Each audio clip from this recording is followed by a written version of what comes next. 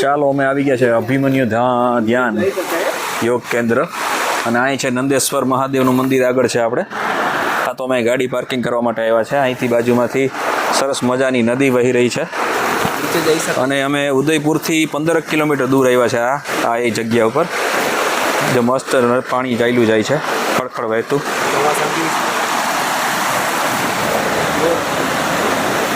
આ તો કંઈક ધ્યાન કેન્દ્ર છે નાદેશ્વર ધામ.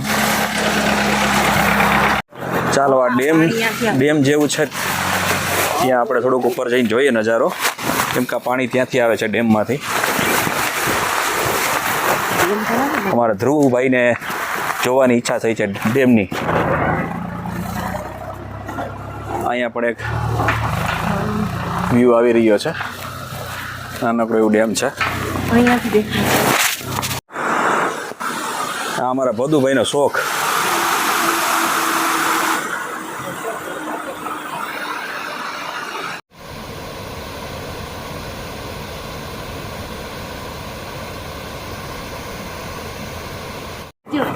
સ્વયંભૂ છે. ચાલો આવી ગયા છે આપણે નાગેશ્વર મહાદેવ મંદિર. અહીંયા પણ ચાલુ પાણી છે બધું. જો વહેતું પાણી અહીં પણ છે. જો અહીંથી પણ પાણીઓ નિરંતર ચાલુ જ છે. જો અહીંથી ડુંગર ઉપરથી આવતું છે. આ છે સ્વયંભૂ થયેલા મહાદેવ એવું લખેલું છે મંદિરનું પટ્ટાગળ.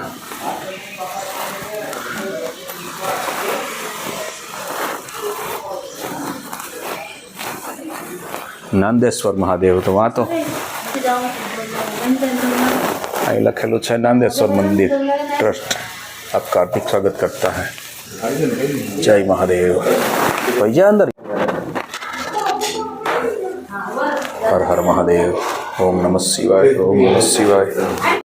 બાજુમાં કુંડ છે અને અંદર માછલીઓ તમે એની સાઈઝ જોઈ શકો છો. કેવડી માછલીઓ છે, સાઈઝ તો જોઈ નહીં કુંડની અંદર. હા અહીં તું ત્યાં જઈ શકતું ત્યાં અહીંથી છે, પણ અહીં ભીનું છે, વાં કોરું છે. આ અહીં પગથિયાં એટલે ભીનું છે. ઓલી બાજુ છે.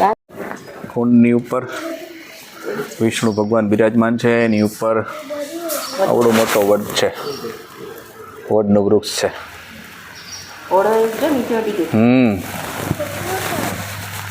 એની બાજુમાં જ બગલમાં જ મહાદેવ બિરાજમાન છે. બાજુમાં નાનકડું શ્રી ભગવાન શ્રીરામનું પણ મંદિર છે. અહીં કંઈક રહેવાની પણ વ્યવસ્થા છે.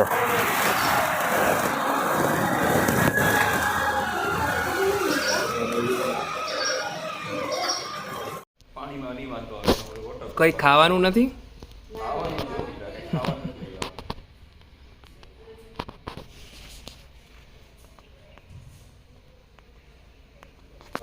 સામે તમે જોઈ શકો છો ત્યાંથી પાણી આવે છે, એને ગંગામુખ કહેવામાં આવે છે.